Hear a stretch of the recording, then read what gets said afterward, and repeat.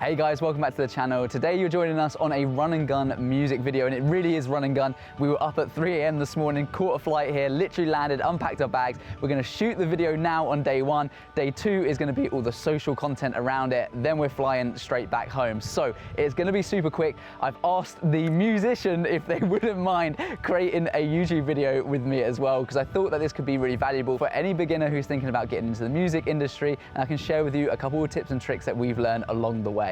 So the most important thing for your music video is gonna be the location.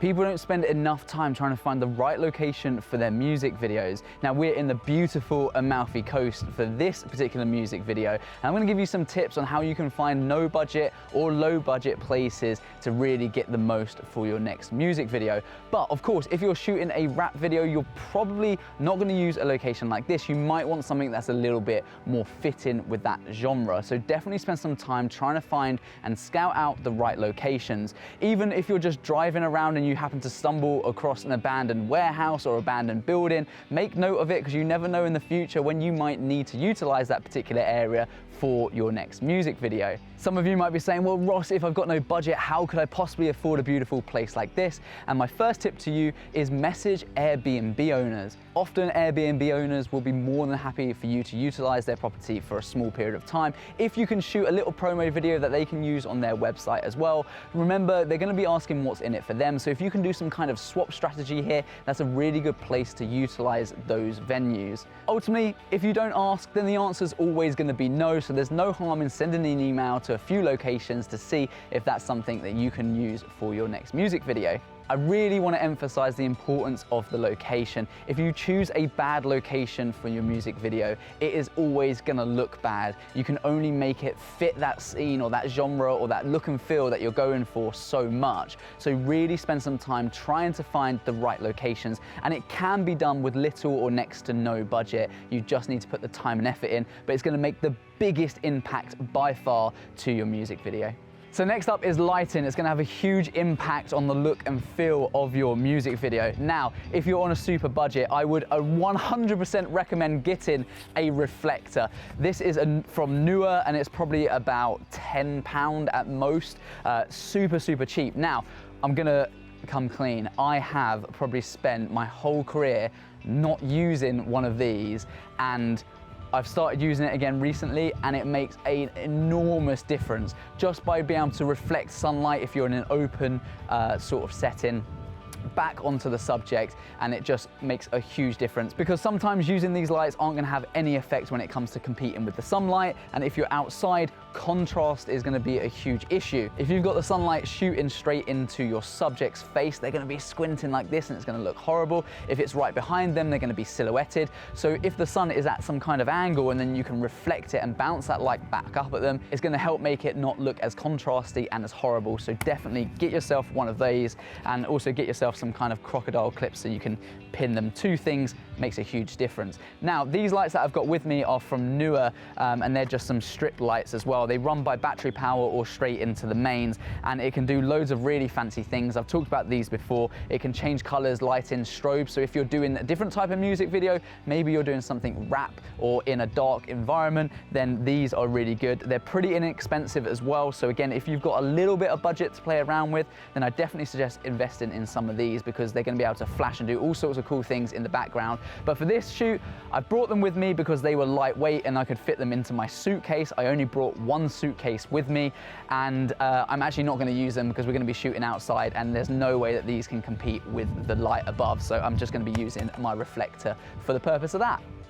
So positioning and composition of your shots, I'm not going to spend too much time talking about this, because the reality is you should be learning this as you go with filmmaking, but it's really, really, really important that you understand where the subject's going to be and what the shot's going to look like. When you come to a new place like this where we've never been to before, and you're kind of limited to the parameters of your surroundings, you need to start looking at what can we move. This table and chairs is going to move right out of way. We might have it in the edge of shot to give it some kind of depth, and that's something that's also going to make your music videos look a lot more premium, is by breaking it up, having some shallow depth of field as well. Now, if you've got a fast-paced music video, then wait till the end for my next tip. But for this one, it's a nice slow music video. It's a pop sort of genre, so we want to have a very soft look and feel to it, hence why the location is perfect. When beginners start out making music videos and any type of content, they take the room for its first impression. They forget that they can move plants that are in the hotel, they can move things outside, inside, they can really move things around to build the set that you want. So you don't need to have a big set design, but you need to remember that everything is movable and you should really utilize that as much as you can to get the best look out of your music video. The other thing is, make sure all your cabling's neat. I don't want to see messy cables on your music videos because you couldn't be bothered to basically tie them up, or you simply just forgot. So make sure you tie everything down or make it look as neat as possible, again, just to get the most out of it, and it's going to feel a lot more premium. Finally, the most important thing for any music video is going to be a variety of shots. I'm going to throw some images up on screen so you get an idea of what I'm talking about. I'm also going to talk you through the equipment. Like I said, I flew here this morning and this is a very low budget production, so I'm taking minimal stuff. I didn't want to take suitcases through the airport. I've just taken one. I've wrapped a lot of these things up in my clothes.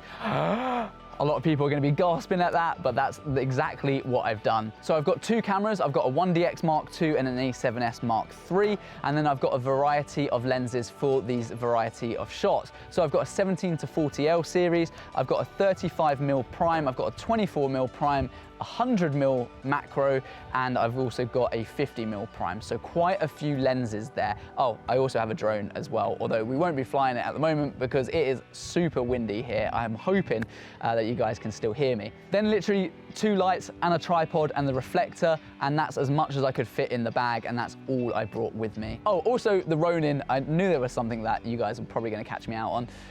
I think that's everything anyway, so it is pretty minimal. Now in terms of the variety of shots, it needs to be engaging. Any music video does, otherwise obviously there's no point in watching it. And how you can achieve that is by simply mixing up your wide shots with some mids, with some close-ups, with some B-roll, and just making sure you have lots of angles to cut to the entire time.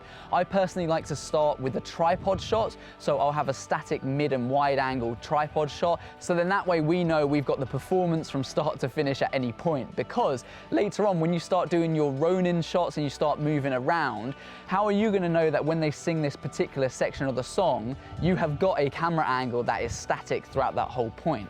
So I like to start with the tripod shots first and then build up from that as the day goes. And really going from the most basic shots into the most creative shots. I like to do the creative stuff at the end so it doesn't really detract from what it is that I'm trying to achieve, and making sure I've got the essential shots needed. So you can see here, I've kind of got my wide shot on the tripod. Then I've got the opportunity to cut straight into this 50mm shot on a Ronin, along with some 100mm macro shots of the B-roll, and then jumping back into some mid shots on the Ronin as well, just moving around on like a 17-40, and finally back into some wide shots as well. So I've got a whole variety that we're able to cut to throughout this whole process as the music video is going on, to keep that engagement. With any video you ever create, people are watching it looking for a reason to click off, and a great way of refreshing their attention span is to simply keep introducing cuts and making sure the cuts are extreme as possible. Now, if you think that 2 cuts don't work well together, then chances are it's to do with your eyes. If your eye is looking over at one side of the screen like this shot here, and then instantly cuts to the other side of the screen like this shot, then your eye is going to have a horrible time and a horrible experience, and that's going to give me a reason to click off. So you want to think about where that eye is looking at this shot, and then when you cut to the next shot, where is your eye moving over to? Chances are if your shots aren't molding together properly, then that might be a reason why it's not flowing. If this is your first music video, then you might want to know a couple of extra bonus tips and tricks that's going to help you get through this. Now, firstly, the recording artist is already going to have recorded their track in the studio. So you can simply play this out through a phone or play this out through a speaker, and then you can be talking them through the process the whole time. So as I'm filming, I'm saying, okay, cool, and look up in 3, 2, 1. Okay, now look over to your left. Okay, now feel emotional, or now take your glasses off. And I'm getting them to do these things the whole time, because don't forget, they just need the track to make sure they're in time, but all of these things are going to sync up from start to finish. Now, the second bonus tip is that I like to record the takes in full. It does depend on the overall time you've got, so on a run and gun shoot like this, I might not be able to get every single style of shot in full, because I might do an over-the-shoulder shot from start to finish of the music video. I might do a close-up face shot from start to finish in the music video. I might do a wide from start to finish, and all of a sudden it starts getting quite long.